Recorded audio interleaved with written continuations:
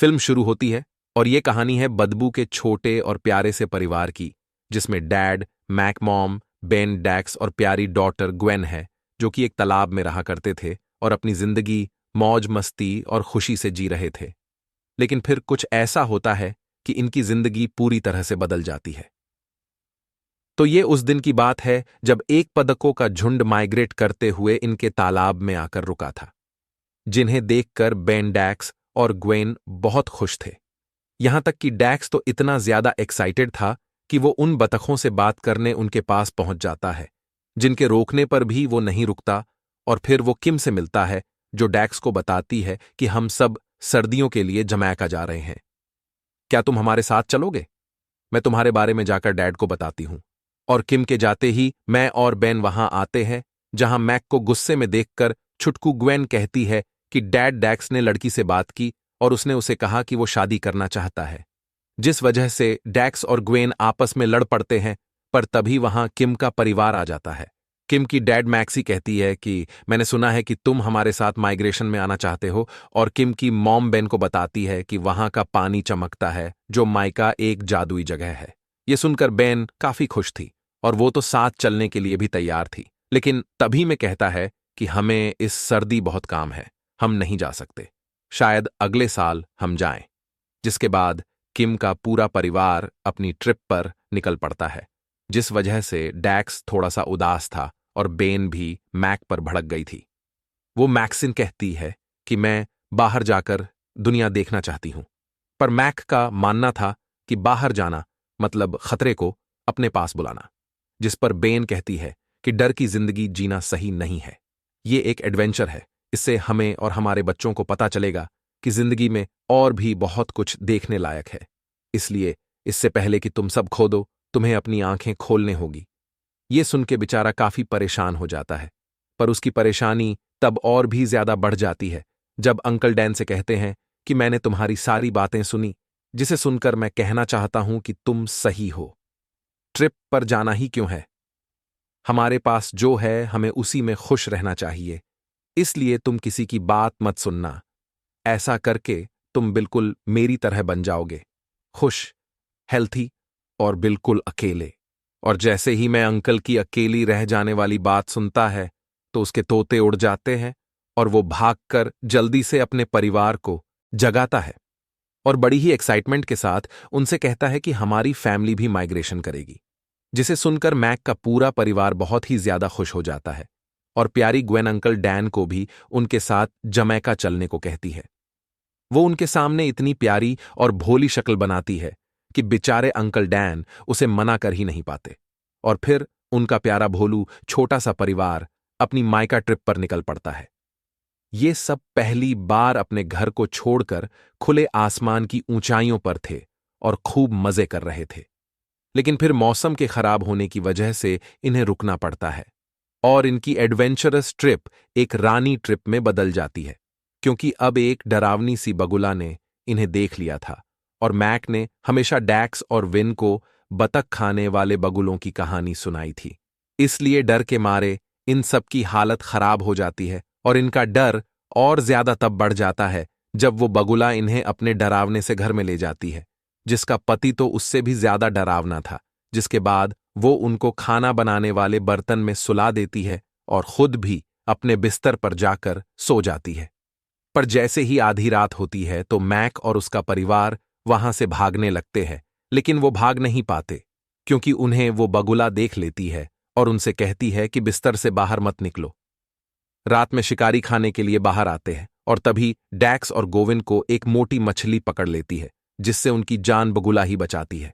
जिसे देखकर मैक और बैंड को अपनी आंखों पर विश्वास ही नहीं था, क्योंकि वो तो हमेशा से ही बगुलों को अपना दुश्मन समझते थे। लेकिन आज मैक के पूरे परिवार का नजरिया बदल चुका था, जिसके बाद वो बड़े ही आराम से रात गुजार पाते हैं और सुबह होते ही प्यारी बगुला आंटी को अलविदा कहकर मैक का पूरा परिवार फिर से अपनी ट्रिप पर निकल पड़ता है और आसमान की ऊंचाइयों में फिर से उनकी मस्ती शुरू हो जाती है। पर अब उड़ते उड़ते वो सभी शहर में पहुंच गए थे, जहां की ऊंची ऊंची बिल्डिंगों, बहुत सारी गाड़ियों और लोगों से मैक का परिवार बड़ी मुश्किल से निकल पाता है। लेकिन भगवान का शुक्र था कि वो सब ठीक पर बेचारे अंकल डैन उनसे बिछुड़ जाते हैं और उड़कर उनसे काफी दूर चले जाते हैं। इसलिए अब मैक का परिवारों ने ढूंढने निकल पड़ता है और वहां अंकल डैन एक कबूतर की सैंडविच ले लेते हैं, जिस वजह से उन पर कबूतरों का झुंड टूट पड़ता है, जिनके चिल्लाने की आवाज से मैक का परिवार भी उन तक पहुंच जाता है।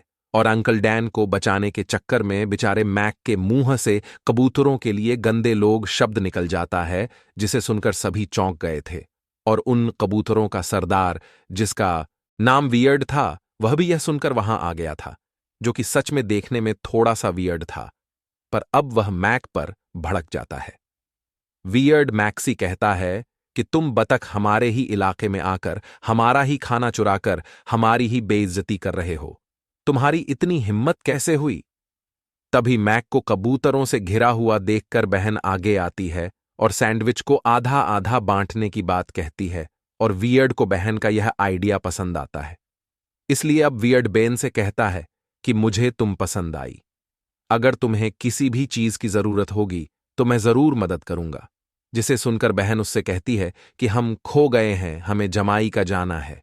ये सुनकर वियर्ड कहता है कि हाँ, मैं एक पक्षी को जानता हूं जिसे जमाई का रास्ता पता है। और फिर वह मैक के पूरे परिवार को लेकर एक बड़ी सी बिल्डिंग पर पहुंच जाता है और सीक्रेट रास्ते से होते हुए वो सब जाल रॉय के पास पहुंच जाते हैं, जो कि एक पिंजरे के अंदर बंद था।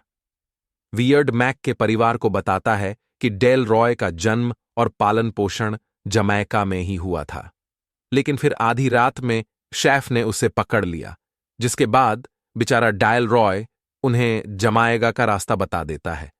पर वह बहुत उदास था। वह कहता है कि मुझे मेरे परिवार की बहुत याद आती है। यह देखकर डैक्स मैक से कहता है कि डैड, हम इसे यहां छोड़कर नहीं जा सकते। यह पिंजरा बहुत बुरा है।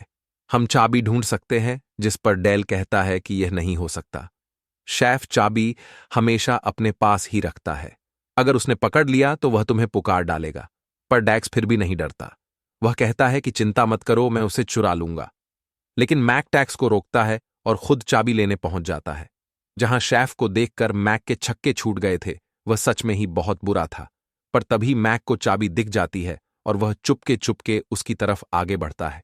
लेकिन अब वह बहन को भी वहां देखता है। वह मैक की मदद के लिए उसके पीछे पीछे वहां आ गई थी, जिसके बाद वह दोनों मिलकर चाबी को लेने की कोशिश करते हैं, जो कि एक टंगे हुए कोट में थी। और जैसे ही वह चाबी लेते हैं तो गलती से उनसे आग बुझाने वाला सिलेंडर नीचे गिर जाता है और शेफ के किचन की बैंड बज जाती है। पर इससे भी बुरा यह था कि अब शेफ ने उन दोनों को देख लिया था, इसलिए वह उन्हें मारने के लिए उनके पीछे दौड़ता है। लेकिन जैसे तैसे करके वह दोनों चाबी लेकर डाल रॉय के पास पहुंच जाते हैं और डेल रॉय जल्दी से पिंजरे को खोलकर बाहर आ जाता है। आजाद होकर बेचारे डेल रॉय की खुशी का कोई ठिकाना ही नहीं था। वह मैक को सबसे बहादुर बतख कहता है और वियर्ड भी मैक को एक अच्छा पक्षी कहता है, जिसके बाद वह सब वियर्ड को बाय बाय कहकर अपने सफर पर आगे बढ़ जाते हैं। जहां डेल रॉबी बहुत ज्यादा खुश था क्योंकि वह अपने घर वापस जा रहा था। पर तभी बेचारी ग्वेन को सुसु आ जाता है। वह मॉम से कहती है कि हमें रुकना होगा, लेकिन बेन कहती है कि तुम उड़ते उड़ते ही यह काम कर सकती हो, यहां तुम्हें कोई नहीं देख रहा। पर ग्वेन ऐसा नहीं करती और उसके बार बार जिद करने पर उन सबको रुकना ही पड़ता है। लेकिन जब ग्वेन अपना पेट खाली कर रही होती है तो वह जोर से चिल्लाने लगती है। उसे लगता है कि उसे कोई देख रहा है। पर जब वह उस चीज के नजदीक जाते हैं तो वह उन्हें एक दरवाजा मिलता है, जिसके अंदर जाने पर वहां उन्हें बहुत सारे सफेद रंग के पक्षी मिलते हैं, जो कि सारे योगा कर रहे थे, जो मैक के परिवार को देखकर काफी खुश होते हैं और उनका अपने घर में स्वागत करते हैं। और जैसे ही उनके घर का दरवाजा खुलता है तो हमें पता चलता है कि यह जगह पक्षियों का फार्म है, जहां इन पक्षियों की खूब सेवा की जाती है, जिसे देखकर मैक के परिवार की आंखें खुली की खुली रह जाती है। इसीलिए वह सब थोड़ी देर वहीं रुककर मजे करने का डिसाइड करते हैं और खूब मस्ती करते हैं। पर तभी डैक्स की नजर बाहर आए एक ट्रक पर पड़ती है, जिसमें से शेफ बाहर आता है, जो उन सफेद पक्षियों को खरीदने वहां आया था। और वो सब भोले पक्षी समझ रहे थे कि उन सब को पिकनिक पर बाहर ले जाया जा रहा है। लेकिन बेचारा डैक्स उन पक्षियों के लीडर डुग्गू को रोकने की कोशिश करता है और मैक को बताता है कि वह शेफ यहां आ गया है। ये देखकर मैं टैक्स को उसकी मॉम के पास जाने को कहता है और डुग्गू को शहर की सच्चाई बताने लगता है। पर टैक्स मॉम के पास न जाकर उन सारे पक्षियों को बचाने पहुंच जाता है। तभी उसे शेफ पकड़ लेता है और बेचारे डैक्स के पंख भी टूट जाते हैं। टैक्स को ऐसी हालत में देख मैं शेफ पर हमला बोल देता है और सारे पक्षियों को वहां से उड़ा देता है। वह डैक्स को अपनी पीठ पर बिठाकर आसमान में उड़ जाता है और सारे पक्षियों की जान बच जाती है। लेकिन अब शेफ बहुत ही ज्यादा गुस्सा हो गया था। पर मैक का परिवार और वह सारे पक्षी सुरक्षित थे और वो सब आराम करने के लिए एक जगह पर रुकते हैं जहां मैक टैक्स पर बहुत ज्यादा गुस्सा करता है। वह डैक्स से कहता है कि तुम मेरी बात क्यों नहीं सुनते, लेकिन मैक के गुस्से की वजह से डैक्स मैक से टूट जाता है, जिसके बाद वह सभी सो जाते हैं। पर तभी हम देखते हैं कि अब शेफ उन सबको ढूंढ रहा है। वह अपने हेलीकॉप्टर की मदद से गली के हर कोने को छान रहा था, क्योंकि मैक के परिवार की वजह से उसका बहुत ज्यादा नुकसान हो गया था। इसलिए अब वह उनसे बदला लेना चाहता था और वहां बेचारी ग्वीन डैक्स को झप्पी देकर उसका मूड ठीक करने की कोशिश कर रही थी। तभी शेफ उन सबको देख लेता है और मैक पैन और बाकी के सारे पक्षियों को पकड़ लेता है, सिर्फ डैक्स और ग्वीन को छोड़कर, क्योंकि उसने उन दोनों को नहीं देखा था, क्योंकि वह दोनों उनसे काफी दूर थे। लेकिन अब शेफ उन सभी को अपने साथ ले जाता है और बेचारा डैक्स कुछ भी नहीं कर पाता क्योंकि उसके पंख टूटे हुए थे। और वहीं शेफ बेचारे मैक और वैन को बाकी पक्षियों से अलग एक छोटे पिंजरे में बंद करता है और उसे अपने पास रखता है ताकि वह उन दोनों पर नजर रख सके। और वहां बेचारी ग्वेन बहुत ही ज्यादा डरी हुई थी, जिसे देखकर डैक्स कहता है कि हम हार नहीं मानेंगे ग्वेन, हम कोई ना कोई रास्ता ढूंढ लेंगे। पर बेचारी ग्वेन कहती है कि यह कैसे होगा, तुम तो उड़ भी नहीं सकते।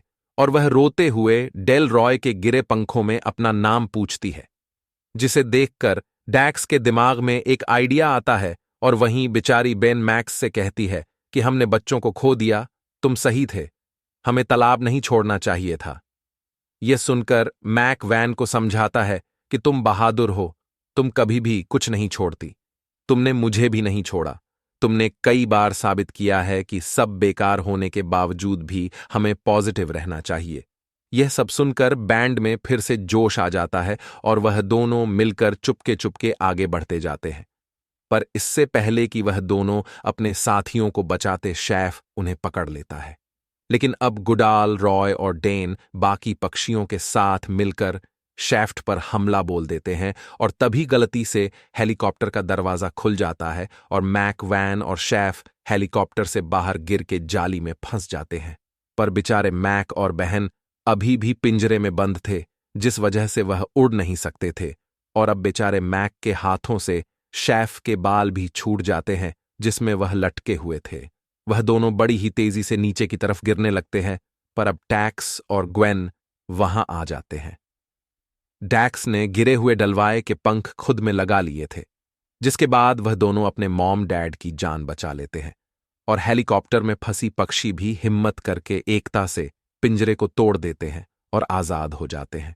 और बुरे शेफ को उसके बुरे कामों की बुरी सजा मिलती है, जिसके बाद मैक का पूरा परिवार सारे पक्षियों के साथ जमालका की तरफ निकल पड़ता है और आखिरकार जमैका के चमकीले पानी तक पहुंच जाता है। और वहां की हरियाली देखकर तो उनकी आंखें फटी की फटी रह जाती हैं और फिर वह सब वहां खूब मजे करते हैं। बेचारे डल रॉय को भी उसका परिवार वापस मिल जाता है और डैक्स को उसका बिछड्डा प्यार। किम और फिर मैक और बेन भी खुशी से झूम उठते हैं। सभी खुशी खुशी रहने लगते हैं और आखिर में हम देख पाते हैं कि अब मैक को खोई हुई पेंगुइन को उनके घर पहुंचाना है। इसीलिए वह अपने पूरे परिवार के साथ साउथ पोल यानी पेंगुइन के घर की तरफ निकल पड़ता है और इसी के साथ ही मूवी एंड हो जाती है। तो दोस्तों, आपको यह मूवी कैसी लगी कमेंट करके जरूर बताना और रोज ऐसी ही प्यारी प्यारी मूवी देखने के लिए मेरे चैनल को जरूर सब्सक्राइब करना। जी हां, सही सुना, मैं आपके लिए रोज एक प्यारी सी मूवी लेकर आऊंगी ताकि मेरे दोस्तों के साथ प्यार बना रहे। Thanks for watching.